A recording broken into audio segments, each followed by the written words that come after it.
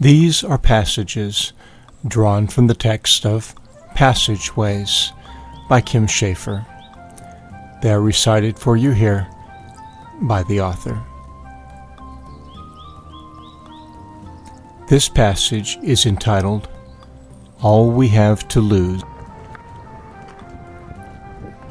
What have you made of what you have?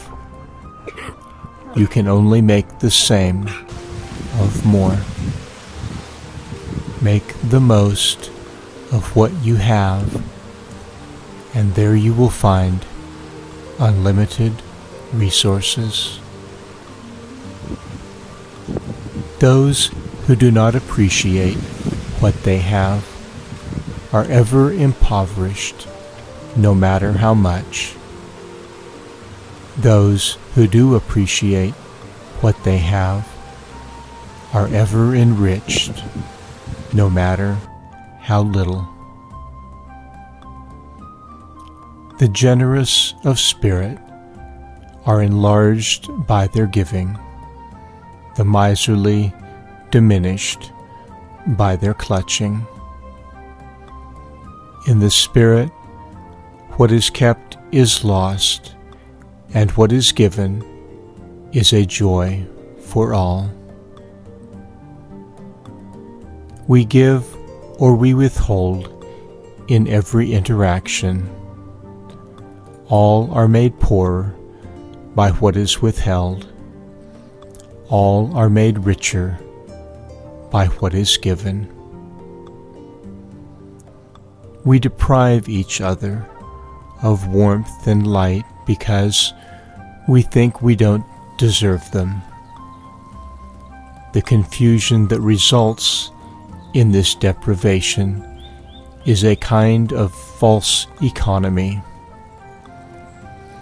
Granting only that which is deserved, we grant less and less and less is rightly ours. But there is something more than right, more than just, more than is deserved. It is not something we ask of others. It is something we hope for them. Bringing this forth for others, we enjoy the warmth and light of this ourselves, and in no other way.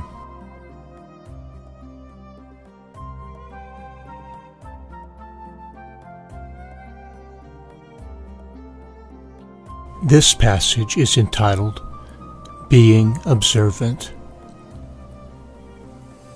I dreamt that while looking through a newspaper, I came upon a large picture of myself. Every expression with which I studied this picture became my expression in it. When I awoke, I asked, what did this dream mean? I was answered, however you look at yourself is how you are. Look inside, and all you will find is you looking inside, and the feeling with which you look is the only feeling there. You can look with kindness and respect, or without. You can look with compassionate regard, or without. Deciding how you want to look does not make it so, but it is a start. As long as you are looking at what you are doing with a critical eye, you are looking with a critical eye. As soon as you start to look at what you are doing to yourself and your inability to stop, with compassion and caring, you will have stopped. Not once and for all, but over and over again.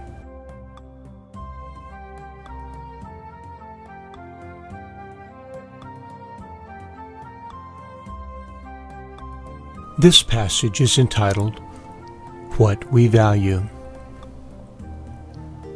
When I was 13, I was given a copy of Walden.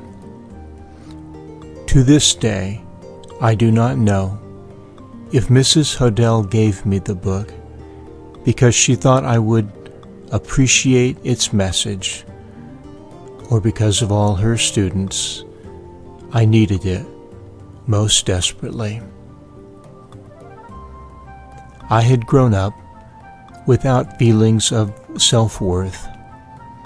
I was the kid other kids abused. I was short, had freckles and big ears, and I was desperate for acceptance. I would do anything, would try to be anything I thought would get me acceptance, but never did. When I read Walden, it seemed as if I had never thought before. I saw for the first time what it meant to search for truth, and that first glimpse was like a ray of light to me. Since that time, I have immersed myself in many kinds of foolishness and have plumbed many depths of self-degradation. From each, I have emerged with new appreciations of the challenges they pose. I am now grateful for the darkness I have known. The experience has given me an appreciation for others I would otherwise lack. I hope I will never forget what it was like to feel so lost, so unhappy, and so devoid of hope, so I might use that understanding to better be of service.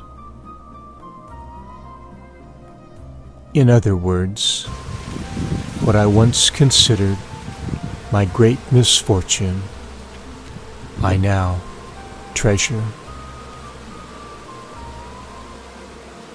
Part of learning to appreciate is learning to value your thoughts and feelings and your experiences sufficiently to communicate them. We discard so much we could value, and that others would value too. It is easy to think, who do you think you are? What do you know about anything? Those are my thoughts too. But I am no longer paralyzed by such thoughts. I no longer consider doubt an enemy. I consider it an ally. There are few facts regarding the spiritual we can be certain of, and there are none that give us comfort, none that give us light. There are no facts that warm us, no facts that show us. But when there is warmth and light, no one has to tell you so. You feel it and you see it for yourself.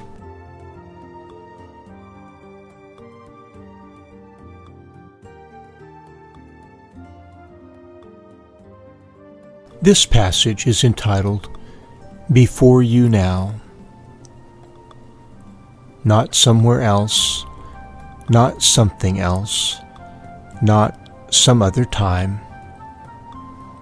It is right here and right now and this that we have to care about.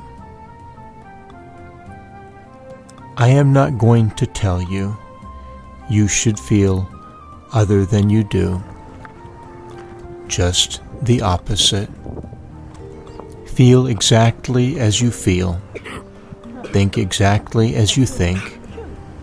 Be exactly as you are. You cannot do otherwise, but you can try. You can try not to feel what you feel, not to think what you think, not to be what you are, and you probably do. We all do, to varying degrees at different times. The more we learn to value what we feel, what we think, and what we are, the slower we are to dismiss, and the less we discard. As long as we are looking and waiting for something else, for some other time, we never recognize what is already before us.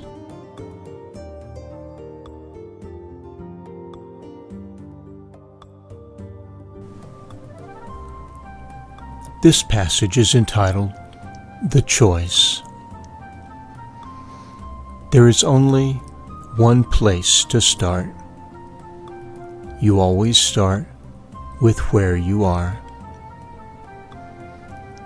When you are feeling impatient, when you are being impatient, the choice is not between being impatient or not. The choice is between being understanding or not, condemning or not, more of the same or not. There is goodness when something besides goodness is deserved. There is concern and caring. There is shining in upon and out upon darkness. Light shows concern, and that is the essence of it.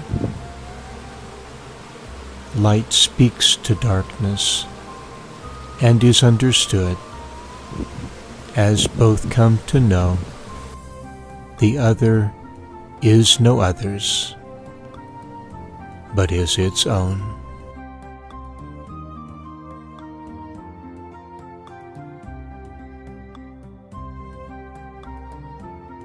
This passage is entitled Transparency. It is easy to become preoccupied with religious abstractions, but where what matters shows is in instances and moments. When you speak and act out of genuine concern, there is a transparency to your words and actions. Light can shine clear through. It is in instances and moments that light shines. It is in instances and moments that light shows. Sometimes we have chances to do good in big ways, but more often good is done in small and everyday ways. When you show an individual he or she matters to you, you are showing something spiritual. When an individual recognizes he or she matters, that is a spiritual thing. It is a dignifying thing that does not raise one up, but causes one to stand erect. When you show respect, you are showing something spiritual. That something is not ethereal. It is concrete and substantive. That something nurtures. It nurtures and sustains. It gives meaning, depth, and substance too.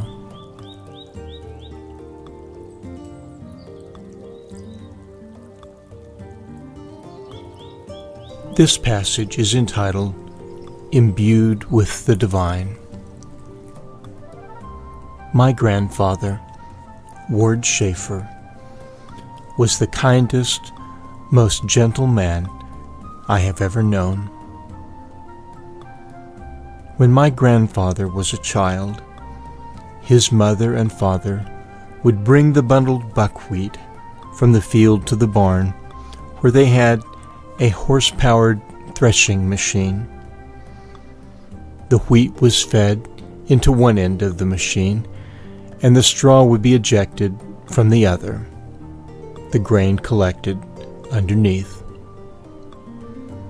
One harvest time, when my grandfather was still little, his father, Joseph Schaefer, made him a shortened pitchfork so he could help. His job was to pitch the straw away from the machine as it came out. Working as fast as he could not keep up, and as the straw piled up, out of frustration, he cried. 90 years later, he could recall his father telling him that he was just a little boy and that he was not expected to do more than he could. My grandfather was greatly impressed by the kind and gentle way in which his father dealt with him. This made such an impression on my grandfather that he remembered the experience and was impacted by it all of his life. He told this story to my father. My father told this story to me. I tell this story to my children. Now I am telling it to you. We would all be poorer if my great-grandfather had cared more about the interruption of the work and had scolded that little boy instead of listening to him. We are all made poorer when we scold ourselves instead of listening. This is Kim Schaefer, author of the Passageways series. If you have enjoyed this recitation, I hope you will subscribe to our podcast and tell others about it. If you would take the time to leave a review in the iTunes store, that would also be appreciated. If you would like more information about the Passageways series, you can find us on the web at amidst.org, amidst.org.